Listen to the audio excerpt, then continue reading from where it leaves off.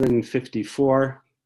We are recording this, so everyone should just be aware of that. Welcome to Beth Tzedec All Access, and thank you for joining us for another wonderful session with our favorite history professor from Union College in New York, Professor Stephen Berk, who obviously specializes, his area of research is in Holocaust studies and in Jewish studies. How many years have you been coming to Toronto, Beth Tzedec, now? It's over 30, right? I think it's since the 1980s. Since the 1980s. So it's like, you know, this is a man that by this point, certainly with Beth Tzedec, needs no introduction. But yet we have one anyway. And so if you'll give me a moment, we'll hear this wonderful introduction from our sponsors. Good evening, Kolomo and Tov. I'm Michael Kirsner, and on behalf of my parents, Max and Dolly, and my uncle Lou Kirsner, we appreciate you joining us for our continuing 2020 lecture series featuring Professor Stephen Berk. We are very pleased to again present tonight's lecture in partnership with the UJ Foundation of Toronto. We are delighted that this lecture series has continued uninterrupted since 1988. This year, as a result of the COVID pandemic, we have had to adapt, and that's okay. It was decided by our family that it is important that these lectures continue with Professor Berk, and they will be spaced out throughout the year. Please God, we should be together next year in person. We continue this evening in recognizing our frontline healthcare workers and government leaders. We cannot thank them enough for their resilience in keeping our community safe. We recognize and do not minimize that many in our community have suffered substantially during this period, economically, mentally, and physically. And we hope the new year 5781 strengthens the bonds of the golden kite, the golden chain, the unbreakable bonds of our faith, the strength and love of our families, the resilience and courage of our communities.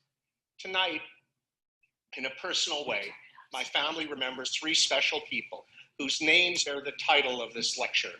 I thought, by way of remembrance of my grandparents, Sam and Sarah Kirsner, and my uncle Joe Kirsner, I would say a few personal words on what their lives taught us in coping in tough times.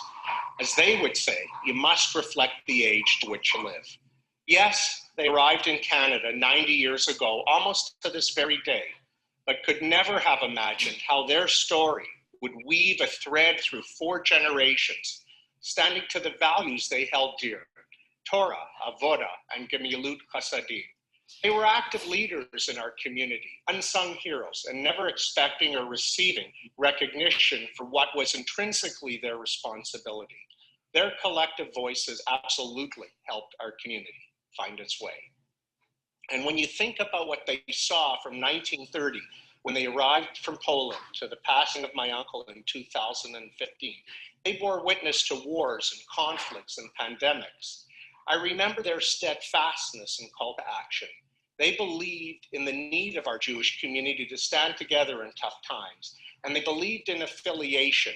This way, we will protect and grow our community, wherever we choose to affiliate. They believe that we must understand our neighbors in order to understand how we can help them. It is so true. When we give people light, they will find their way. Or as we also say, Vayiher Vayechi Boker.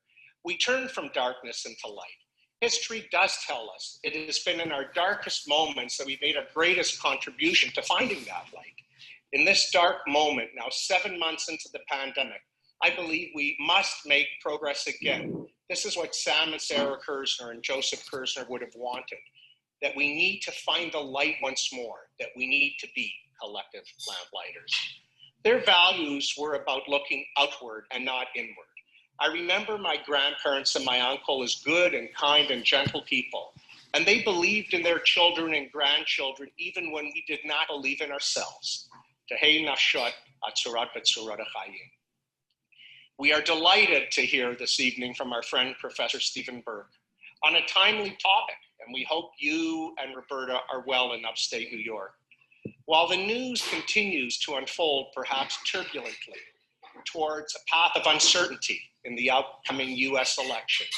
And while unfortunately, Stephen, your high school track buddy, Senator Bernie Sanders of Vermont, is out of the race, we must double down on learning how not to repeat the mistakes of history all over again.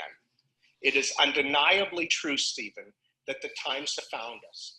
And while I have always liked to say that famous line, it is not too late to be what you might have been, I turn to you, Stephen, as does our entire community, to teach us what needs to be taught so that we can face our truths head on. A very, very warm welcome to you, my friend, Stephen Berk.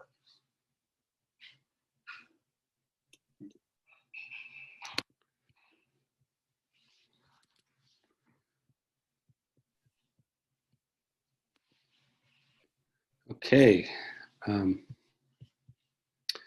Thank you, Michael, for that wonderful introduction. I was really struck by your use of the word turbulent news cycle, which is certainly accurate. This evening's conversation is very timely. It's about the upcoming US election. We've entitled it the US election, Trump, Biden, and the Future.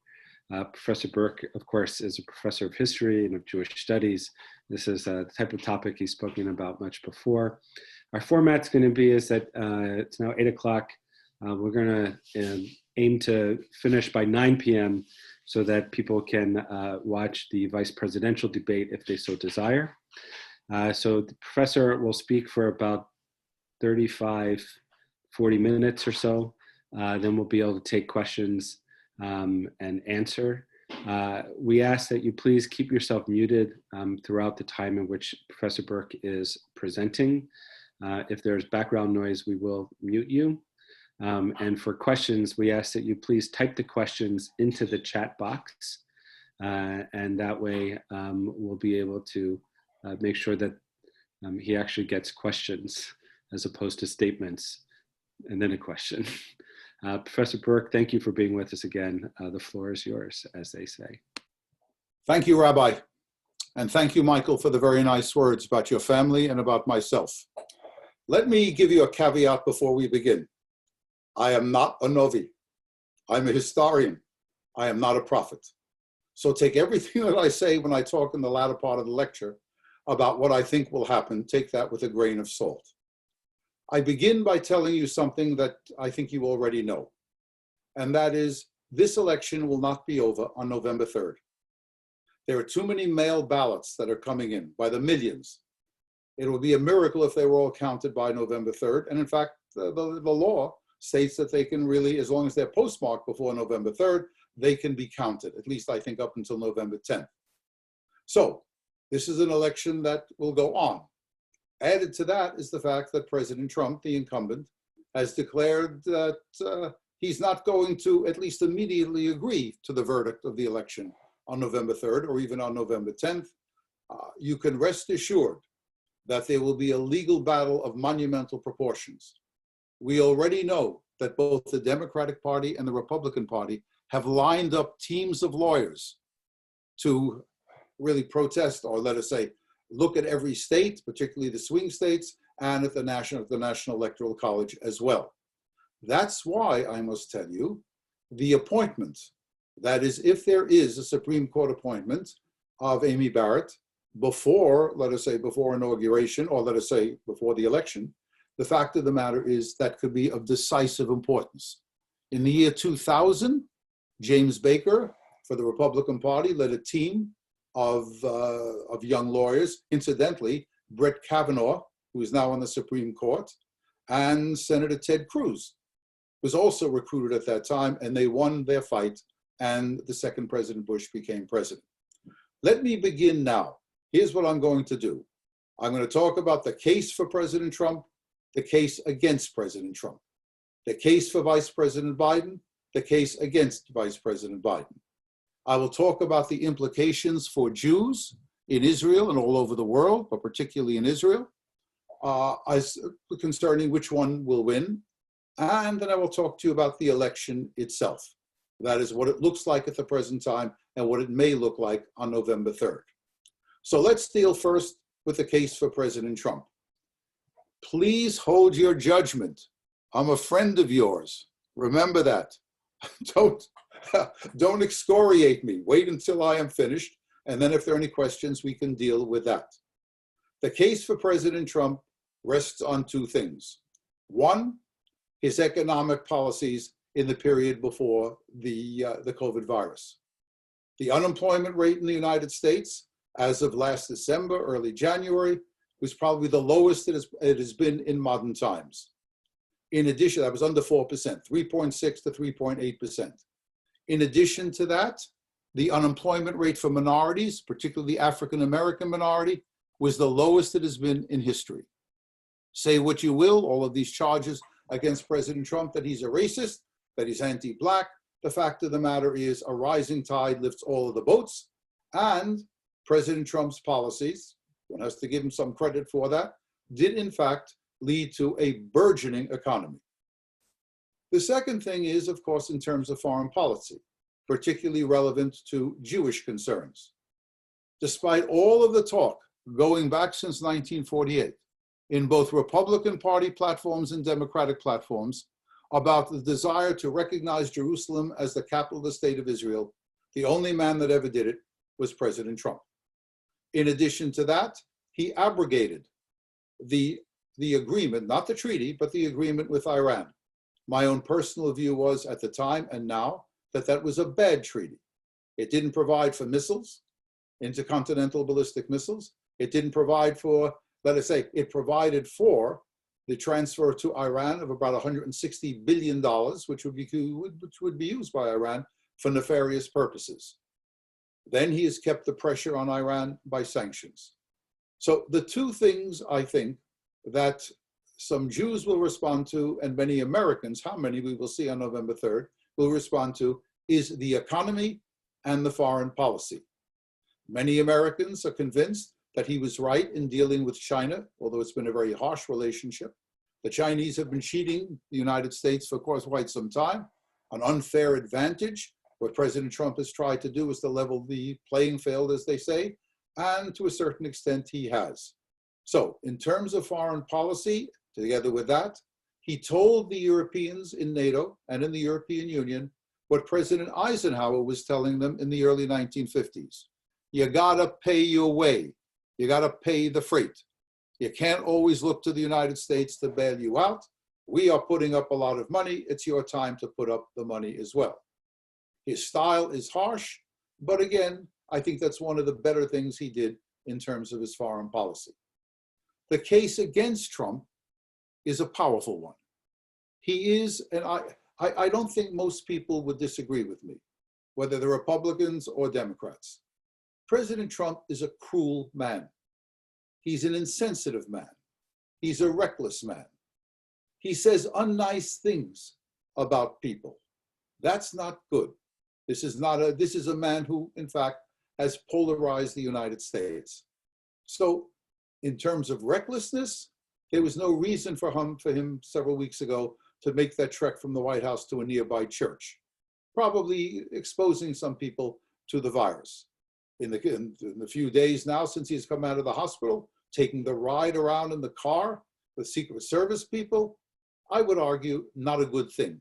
I think that's a negative aspect to President Trump's tenure as president of the United States. In addition to that, this is a man who is absolutely oblivious to the environment, absolutely oblivious. This is a man, whether he believes in climate change or not, I do not know, but he has pulled the United States out of the Paris Accords, and he has really made no concession, nothing whatsoever, to cut down on the use of fossil fuels and carbon in the United States. That too is not a good thing. And even he admitted, one of the few times that he really blasted the Republican Party, he said correctly, he was correct in this. He said to the Republican Party, ever since 2009, you opposed Obamacare. You had this rate 12 years, almost 12 years to come up with an alternative plan. And the Republican Party has not come up with an alternative plan. So on the environment and on, let us say, on medical care, because it is a disgrace in the United States. 20 million Americans are not covered by medical insurance. The major cause of bankruptcy in the United States is, of course, paying for medical care. You people in Canada have an advantage over us there. But perhaps what's going to turn this election, the most important negative that some people attribute to President Trump, is going to be his response to the virus. I'll use an old expression, he poo-pooed the virus. Didn't think it was something very significant. And didn't wear a mask. Disparaged those people who were wearing masks. Not a good thing. And the country, under his administration, has not been quick to provide people with masks, testing capacity, and of course, protective gear for people on the front line, that is the health people, the health personnel. So we are talking about this election, I suspect, will turn on how people respond to Trump's behavior in dealing with the COVID virus. Now I move to President Biden, or Vice President Biden.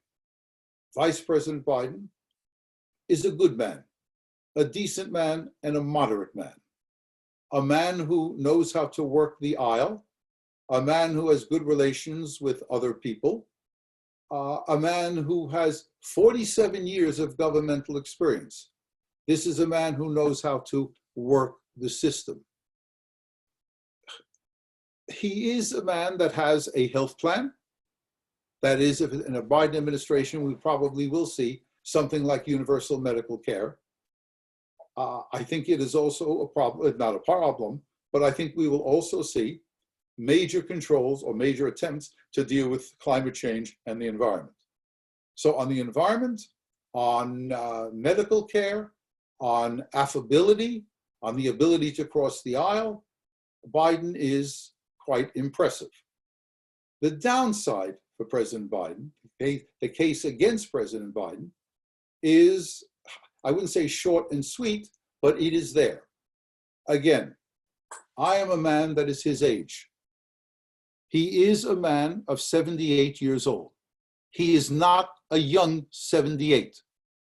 The people that I know who look at things more closely than I do, that is physicians and psychiatrists, say that he is suffering from the beginnings of cognitive decline.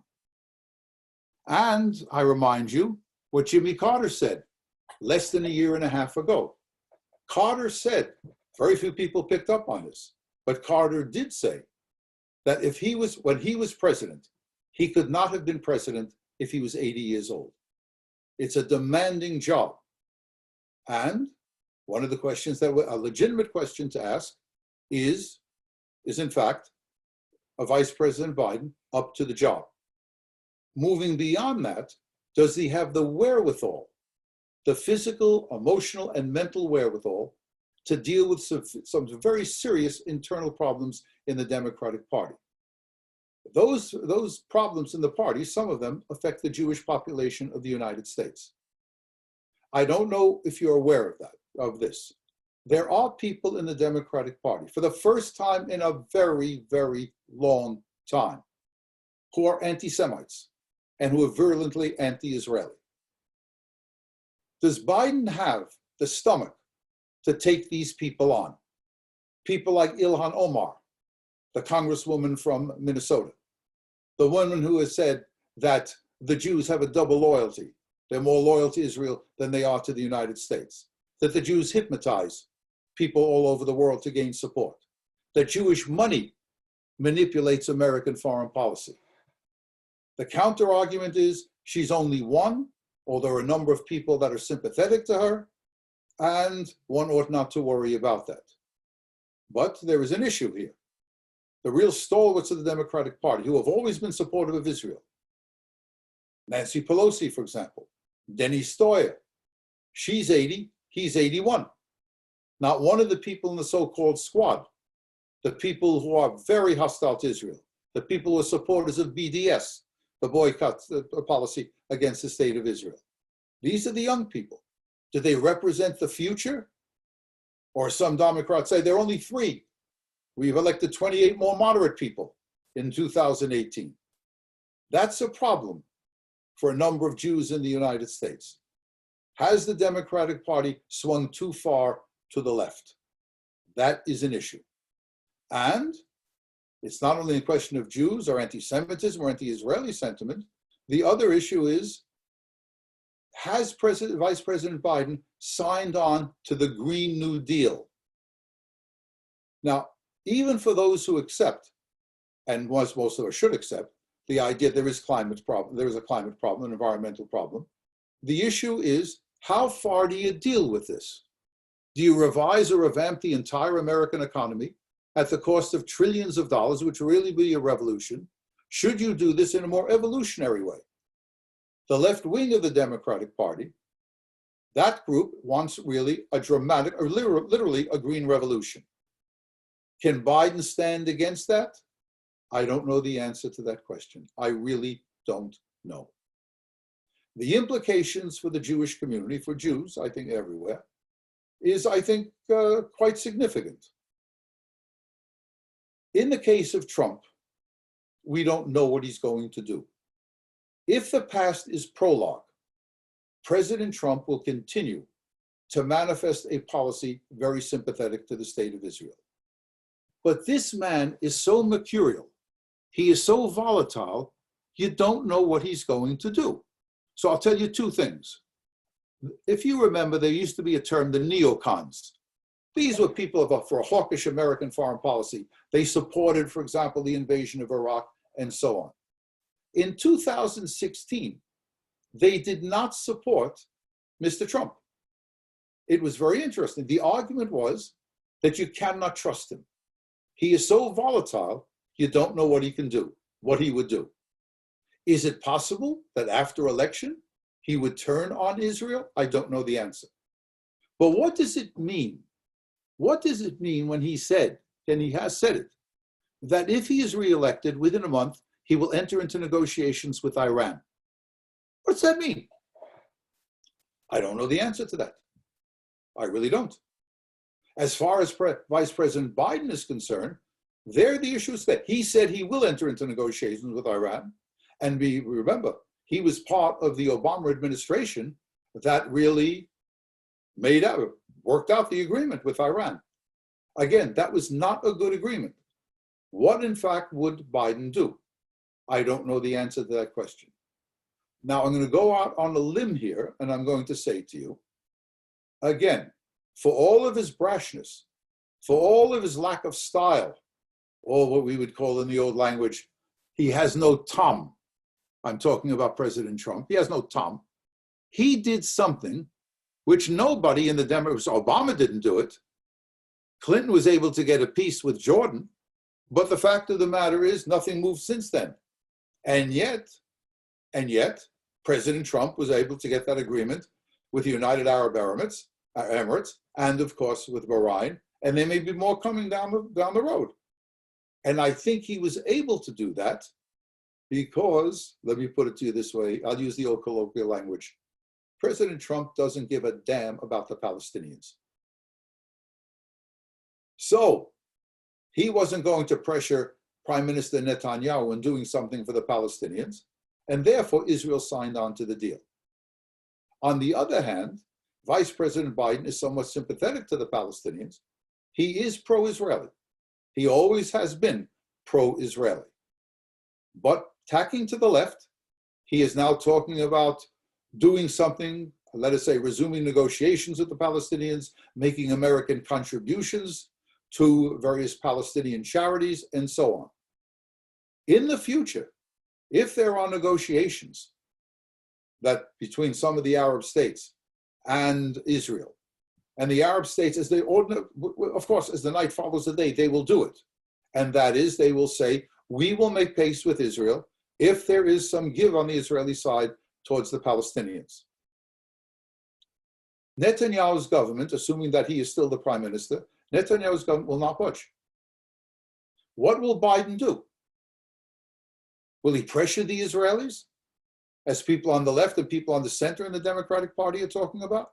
Or will he say, all right, we'll get what we can get and we'll have negotiations if the other Arab states are willing to negotiate with Israel, make peace with Israel, and to all intents and purposes let the Palestinian issue fall away, at least for a while, will Biden go along with that? Don't know. I don't know the answer to that. In terms of general American policy, if you watch the debate between Biden and Trump, Trump did not do well. He was a bully. But he got some points across, as did Biden. One of the things that worries many people, Jews and others, was a question that was asked of Vice President Biden that he refused to answer. And it's an important one. The American Supreme Court has 9 people on it. Historically, beginning with Franklin Delano Roosevelt, liberals and people to the left have wanted to pack the court. They always thought the court was too conservative. Now, Roosevelt failed in packing the court, but he scared the living daylights out of the Supreme Court, thinking that eventually he would prevail. And so, after 1938, the court began to move in a direction different from what it had earlier. Early in the 30s, it had declared one after the other Roosevelt's New Deal laws unconstitutional. After he threatened to pack the court went along with him. Today, there are people, particularly in the left wing of the Democratic Party, who want to pack the Supreme Court. They want to put 15 judges rather than 9. In the debate, Chris Wallace asked Biden specifically, will you increase the size of the court? Will you, even use the term, will you pack the court? And you know what Biden said? He turned to the American people and said, your job is to vote. Vote, vote, vote. That's what he said. He did not answer the question. That's an important thing. So, in terms of Jewish interest, in terms of general American interest, what you can say for Biden, there will be an environmental policy. And that's a good thing. There will be near universal health care. That's a good thing. But in terms of Israel, in terms of, let us say, the court, well, that's problematic. The American people are going to have to make a decision here. I must tell you, though, some of the insiders that I've been privy to talk to, people who are involved in the Obama administration, have said again and again, the only man in the Obama administration, in the cabinet, that again and again supported Israel was Biden. Obama was not particularly friendly. Some of the people in the State Department historically have never been friendly, and they were not friendly in Obama's administration. Biden did stand with Israel, except on that last resolution that Obama stuck in, giving the shtuck to Netanyahu and the Israelis. A resolution that passed, the United States did not veto it. One of the few times in the history of the Middle East in which the United States did not veto a resolution that was hostile to the state of Israel. So, these are the implications, I think, for Jews. And as far as Canada is concerned, your CBC is doing an excellent job on talking about the election and what the implications are for Canada. And I suggest that you avail yourselves of the series that's on the CBC. The one thing I can say for sure, here are some things that you can take to the bank. One is the tone of the relationship will be much better under Vice President Biden. There's no question about that. But national interest will prevail. And there probably will be some discussion over tariffs on lumber and on aluminum. And these are important to the Canadian economy. If President Trump is reelected, the chances are that the Keystone Pipeline will in fact be built. If Vice President Biden is made the President of the United States, I think that pipeline will not come to fruition. So, where do we stand now in the election? If the polls are reliable, Vice President Biden has a consistent lead of anywhere between 5 and 14%, probably somewhere between now 5 and 7%. I scrutinized the polls. I've looked at all of them, or nearly all of them. All but one poll indicates that President Biden is substantially ahead, indicating or implying that if the election were held today, that in fact Vice President Biden would be the President of the United States. There's only one poll that shows it much closer than the other polls. That's the poll of a daily financial newspaper. That is the Investors Investors Business Daily. Now, one is easy to toss this out. This is an outlier, really has nothing standing against, except it was one of the only two polls. There were only two polls in the United States in 2016 that predicted that Trump would win. Investors Business Daily was one of those polls.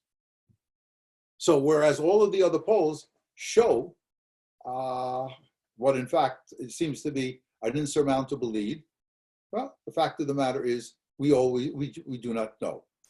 It is possible, and it has happened in American political history. It is possible that you can turn this election around in 2 weeks. For those who are familiar with American presidential history, Harry Truman turned it around in the last 10 days. Later on, in 1976, in 1980, Jimmy Carter almost turned it around. The tide was moving towards Carter. He fell short, but he almost pulled it off.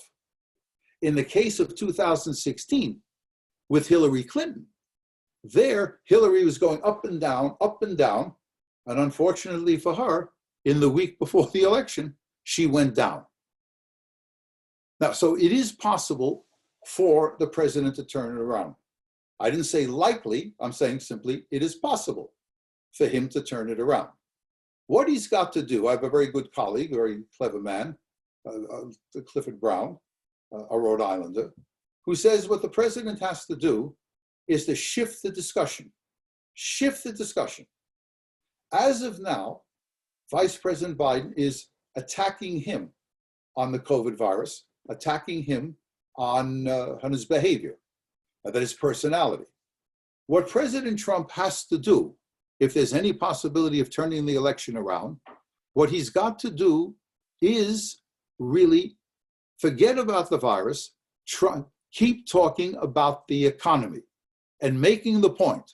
Before the virus came, I gave the United States the best economy that it ever had. And when the virus is over, do you think Vice President Biden will bring us back? Or do you think, again, I will bring you back? That's one of the things he's got to do. Now, whether he can do it, I don't know. Whether he's willing to do it, this is an impulsive man. He attacks, he's got the thinnest skin that one could imagine, and he's prepared to attack anybody. And sometimes, again, he makes mistakes. It was silly of him to attack the son of Vice President Biden. It was silly. Trumpet what you have. Trump should trumpet what he has done. That's the issue. As far as Jewish voters are concerned, the Jewish love affair with the Democratic Party is tremendous. Trump received about 21 or 22% of the vote, of the Jewish vote, 21 to 22%. If he gets more than that, and he may get more than that, because older Jews, for whom Israel is central to their identity, may in fact vote for President Trump. If he gets 25 to 30% of the Jewish vote, he may turn Florida.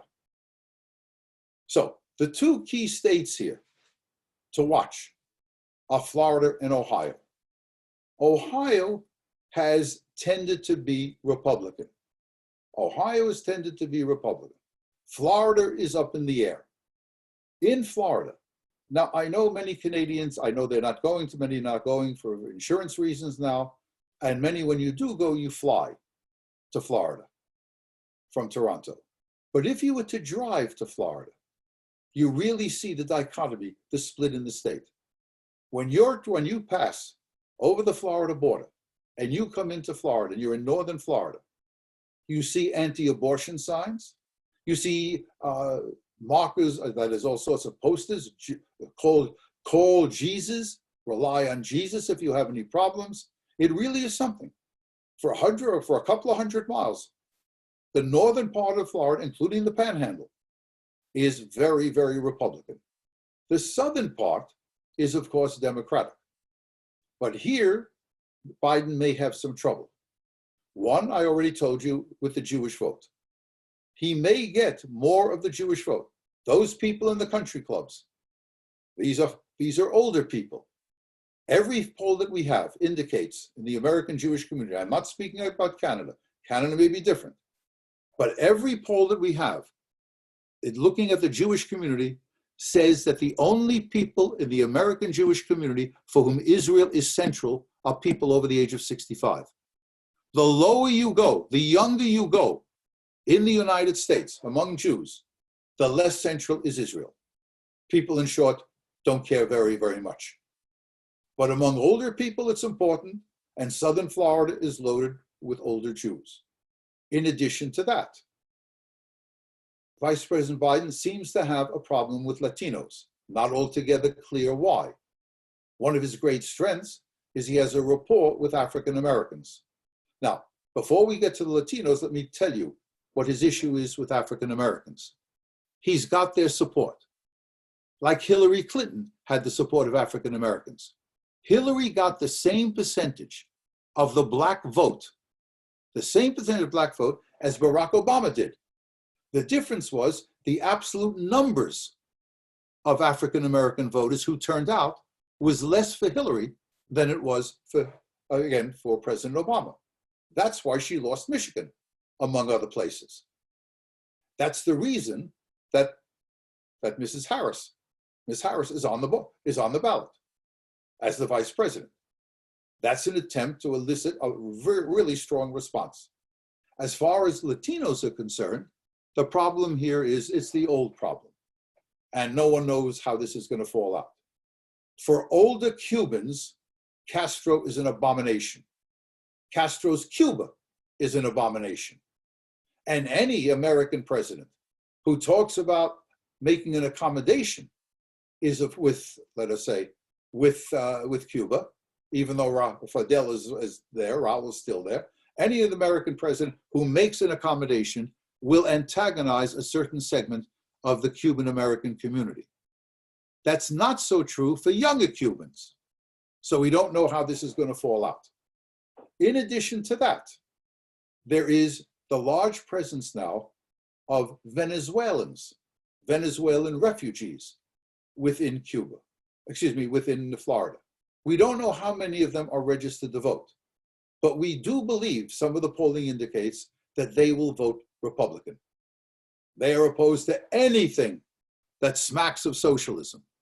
Now, the Democratic Party doesn't smack of socialism, but there's Bernie Sanders in the wings, there's the left wing of the party, and that may scare a number of these Venezuelan voters.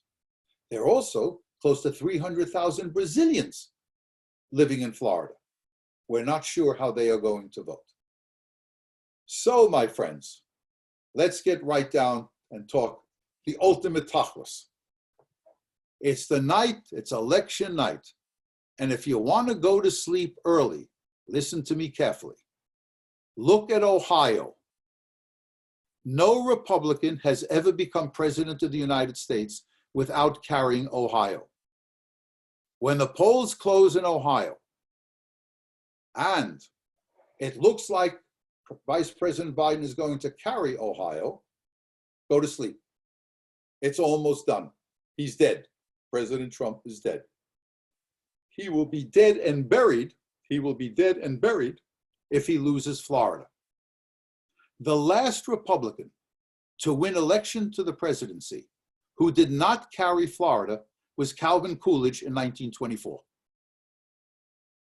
So, if the president loses Ohio and loses Florida, if you don't like him, celebrate. In any event, go to sleep. Don't make the mistake, my friends, that I made in 2016. My wife said at 10 o'clock, it was all over. Trump was going to win and Hillary had lost. Dummy that I am. I said, cannot be. The tide will turn. And so I stayed up till 3:30 in the morning and the tide never turned. So I'm trying to help you here. If Biden takes Ohio, prepare to go to sleep.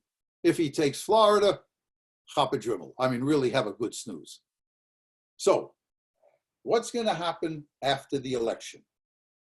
What's going to happen after?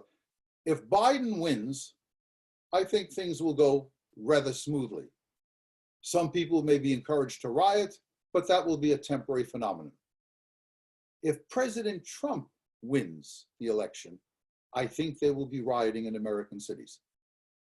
I think the same people are rioting now will riot then.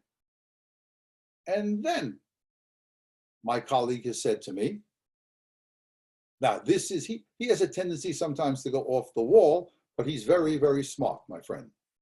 And he says, look for the possibility after the election, if Trump loses, he will resign. He will resign. Pence will take power as the president until the inauguration day for Biden. And in those remaining weeks, Pence will pardon Trump. Trump is a desperate man. There are lots of cases against him. Now, you may say quite correctly, how can you pardon a man who has never been charged, right? It seems counterintuitive. You can't do it. If you were my students, I would ask you the question, it was done. When was it done? Because we have to finish before Shavuos. I will give you the answer to the question. Ford pardoned Nixon. There were no charges against Nixon. There were looming charges against Nixon, but no charge had been made. Ford pardoned Nixon, and the constitutionality of that pardon was never, no one ever made an issue of it. They were so glad to get rid of Nixon, and in fact, they may still be glad to get rid of Trump. The last thing that I would say is I think there's something more likely. If Trump loses the election, there's a real possibility that he will give a parting gift to the state of Israel. And the parting gift that he will give to the state of Israel is he will give the Israelis what they have wanted since 2004. The second President Bush, who was very friendly to Israel, would not give it to them. And Obama sure as hell wasn't going to give it to them. Those are those 40-ton bunker-busting bombs. The United States is the only country in the world that has it. These are the bombs that can blow up those hidden, embedded nuclear facilities that Iran possesses. That, I think, is a real possibility. What Prime Minister Netanyahu will do with those bunker-busting bombs, that is something to speculate about. So, my friends, I want to leave some time for questions. I see there are questions here. So let me tell you this. I would say the same thing about Canada as I would at the United States, although I'm the first to confess, I don't know that much about Canada. I know it's one of the world's great democracies, but I'm telling you, I would say it about Canada, but now I'm talking about the United States. Whatever happens, whether it's by Biden or if Trump is reelected, the American Republic will survive. It will survive, and you know what? The chances are it will thrive. Or to use the language of our Israeli brothers and sisters, whatever happens in 2020 of the United States, you can say, Yeh Tov. It will still be good. Thank you very much for listening, and I'm all yours. Just remember, in a sense, I'm really one of you. I consider Beth Tzedec, my congregation, my synagogue, away from home. I love being there. So we're all friends here. But let it rip. I'm ready for you. Thank you for tuning in. Thank you, Professor. So I was listening to what you were saying, and I'm wondering whether or not we should invite your wife to actually come on, since she's the one who really knows what's going to happen. He was right. We have quite a few questions. The majority, or not the majority, but a question that's been asked frequently has to do with Trump and his inability to condemn white supremacists, right, and anti-Semites. The odd phrase to the Proud Boys to stand down and stand by took him 48 hours before he walked that back.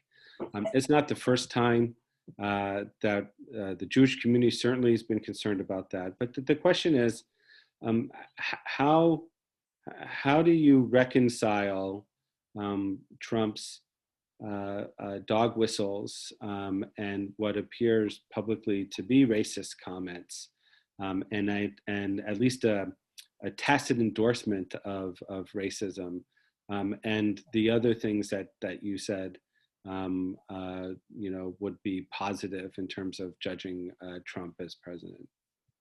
All right, let's cut to the chase very, very quickly. Yeah, his supporters will say, you judge President Trump not by what he says, by what he does. Whether he's a racist, does he hate black people? How can I say that? He is not an anti-Semite. An anti-Semite does not allow his daughter to marry a Jew and raise the grandchildren as Orthodox Jews. An anti-Semite does not give the support to the state of Israel, the Jewish state. He just doesn't do that. An anti-Semite would not do that. And although he has made some stupid remarks, everybody seems to forget the State of the Union message that he gave in 2019. No American president has unequivocally condemned anti-Semitism as President Trump did in that inaugural, that State of the Union address. We forget these things. You may remember, for example, Holocaust survivor after Holocaust survivor was asked to stand up. That was a condemnation of anti-Semitism. You didn't hear it from Obama. You never heard it from Clinton. The man says stupid things. He's very, very impulsive. There's no question about that. But he has also said things on the other side, and that is also significant. Now, as far as the racism is, as far as, I'm not dodging the question, what the hell was he thinking? When he was asked that, why don't you attack, why don't you disparage or deny any support from the white supremacists? I don't know why he didn't answer that. I don't know why. I will also tell you, listen to me. I will also tell you very carefully. I think that anybody who ever talks to you about an election, like I did, should tell you where he or she is coming from. I'm a registered Democrat. I voted for Hillary in 2016, and I am going to vote for Biden. I'm trying to be as fair as I can here. But we are all flesh and blood. We react to things in a very different way. To lighten this up, I mentioned this to some of you who have heard me lecture at Beth Tzedec. I come from the golden land of Brooklyn. And if you're born in Brooklyn, my friends, on chromosome 16, there's a gene that codes for the Democratic Party. It's almost impossible to push down the lever on the Republican line. But I'm trying to be as fair and as objective as I can. When I was in Florida over the winter, I was buying some newspapers, and a man came up to me and said, how can any Jew vote for the Democrats? It all depends where your priorities are. I mean, this is a man that has stood behind Israel again and again and again. And for some people, that is the most important issue. And as I said to you, if you look closely at the Democratic Party, there's a problem there. And I'm a Democrat, a registered Democrat, I will tell you. Or to put it in a context that some of you may be familiar with, I am a Humphrey Jackson Democrat. Strong on civil rights, strong on social issues, and a hawk on foreign policy. That's no longer my party. Go ahead. So another question relates to the peace deals with the United Arab Emirates and Bahrain, and the fact that part of the deal, of course, has to do with U.S. military aircraft and other military resources. And the questioner wants to know, does this threaten Israel to see not only that, but also the sale of F-35? F-35. Yes. Does it present a risk to Israel? The answer is yes. Is it a great risk? I don't think so. One, these countries, they don't have borders with Israel. And we have been assured, or at least the Israelis seem to have been assured, that these will be stripped down versions of the F-35. So it's possible. This is an issue that comes up all the time. Some of you who have the long memory remember back in the 80s, it was the issue of the AWACS. These were advanced reconnaissance planes that we sold to Saudi Arabia. AIPAC and other Jewish lobbies protested vehemently, but the United States sold it. It has not been a problem for the state of Israel. The other thing is, what are the positive aspects of this? Do you understand what has taken place in American foreign policy? It's a tremendous reversal. For decades, the argument was, both for Republicans and Democrats, we will not get Israel to make peace with the rest of the Arab world unless it's peace between Israel and the Palestinians. That was axiomatic. And what Trump has done is to turn that around. That is because they're so frightened of Iran, and because there is an opportunity for, let's say, investment both into these places, the Arab countries, and their investment into Israel, they are now making agreements with Israel. And now you can reverse the process. In fact, their making peace with Israel may put pressure on the Palestinians to agree to something that they have never been able to or willing to agree to. Make no mistake.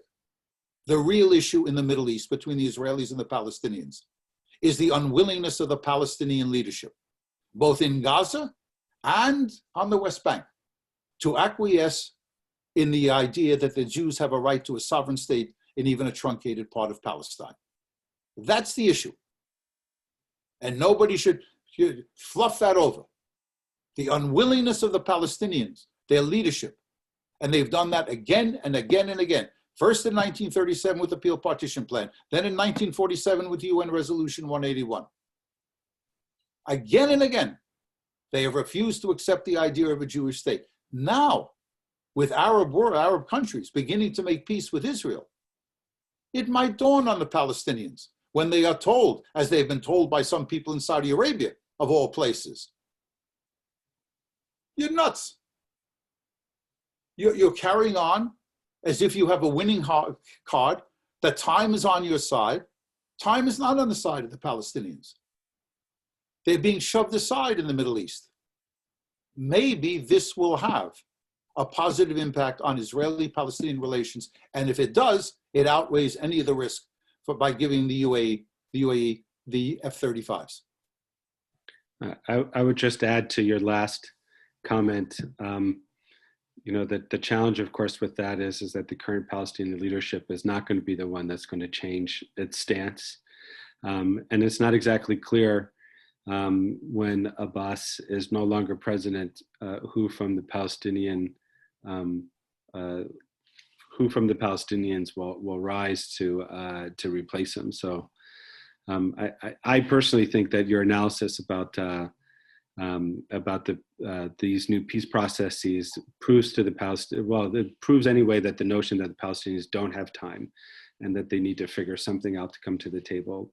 But it's not so clear, as I spoke with Yossi Klein Halevi before, who that Palestinian leadership might be that would see that. Let me just respond. Yossi Klein Halevi is a brilliant man and a very, very nice man. I brought him to the college, so I respect anything that he has to say. What I am saying, some people never factor this in. Whatever happens after Abbas, is that person going to be able to challenge Hamas, Islamic Jihad, and Hezbollah? That is, if in fact a successor to Abbas appears on the scene, will he be powerful enough to stand up against Hamas? And there should be no illusions here. Well, Hamas stands for the destruction of the state of Israel. For sure. I don't think we're saying different things here. Yeah. Please go on.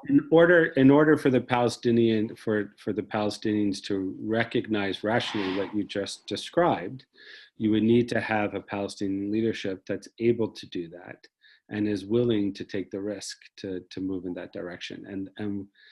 And it just doesn't appear that it's not clear that there's anyone waiting in the wings who's going to be able to do that. That I think was the point I was making.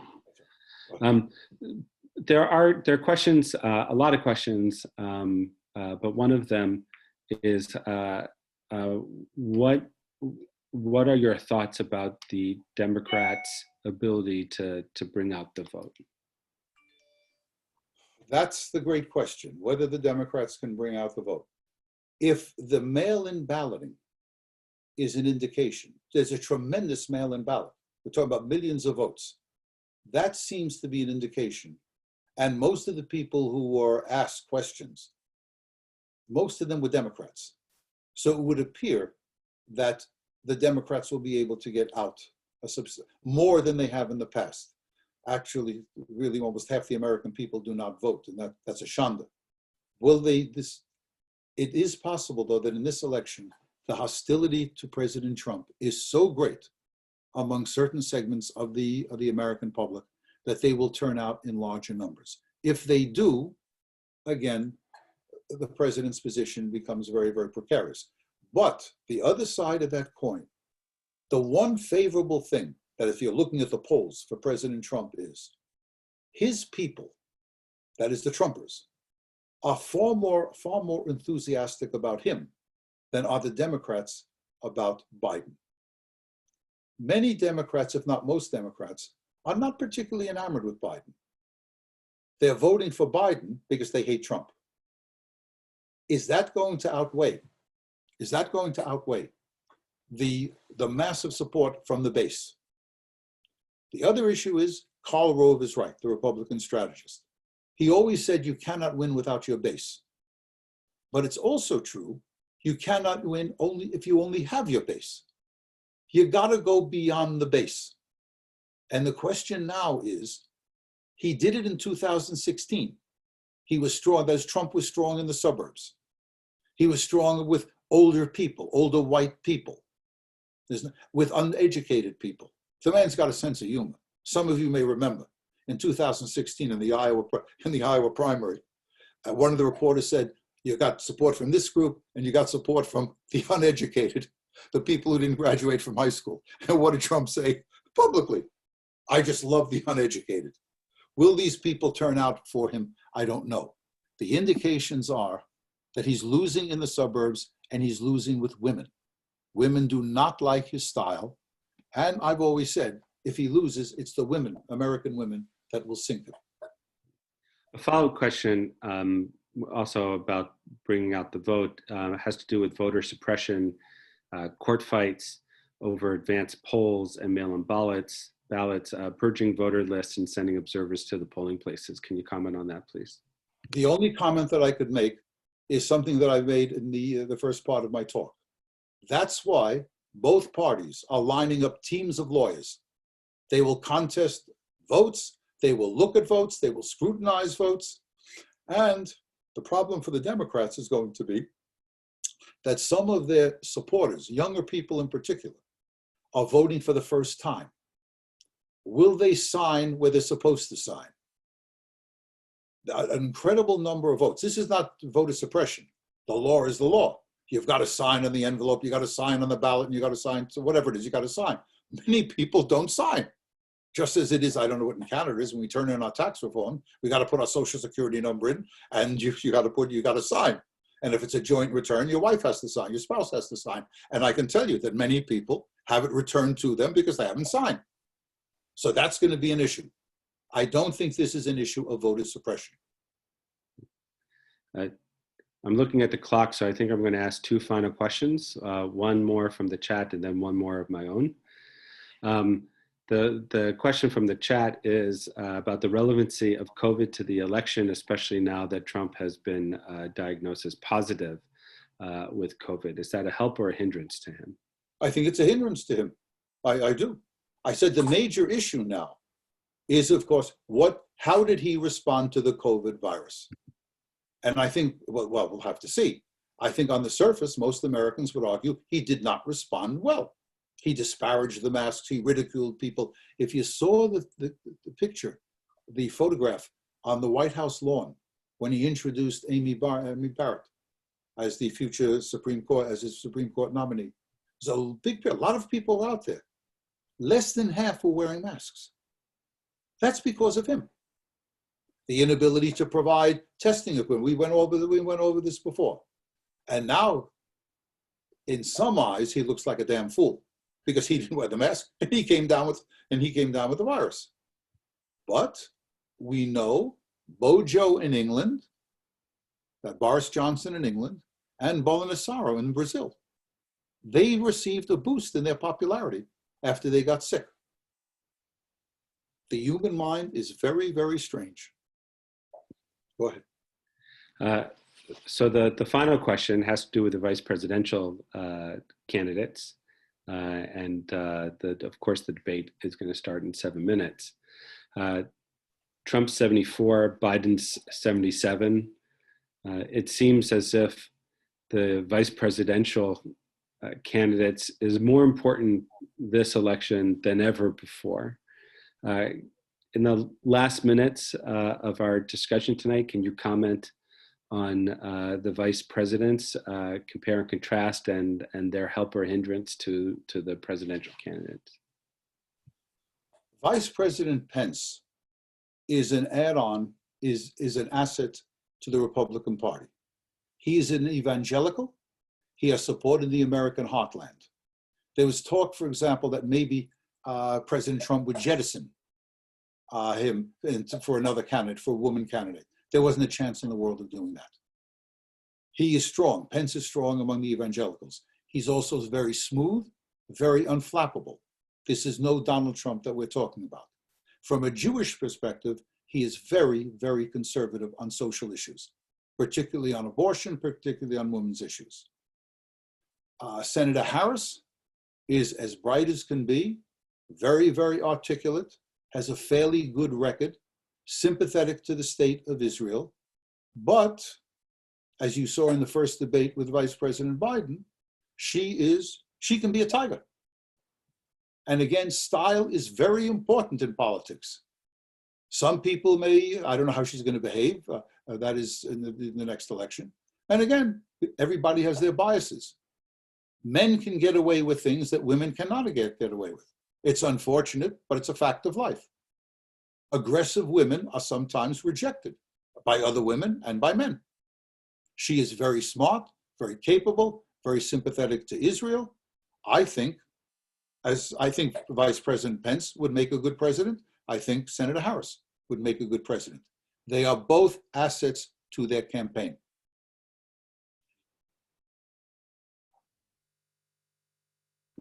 Thank you, Professor. I put into the chat some information for everyone that's been following us. Thank you for joining us this evening. Please be sure to check Beth Tzedec's website, www.beth-tzedec.org, for upcoming programs and services. Yisker is on Shmini Atzeret, which will be Shabbat. It will be at approximately 11 a.m. You can access that from our live stream, which can be found on the front page of our website or from the daily services page of our website. Thank you to the Kersner family for this evening. Look for more information. We've scheduled at least 2 more opportunities to learn with Professor Berk over the course of this Jewish year. And we want to wish everyone Modin L'Simcha and Chag Sameach. And Professor, thank you for being with us. Thank you for having me. And again, to all of you, thank you for clicking in.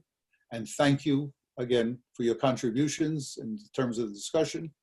And I hope to see you all again. Stay safe and be well. Bye-bye. Thank you, everyone. Have a good night. Bye-bye. Bye-bye.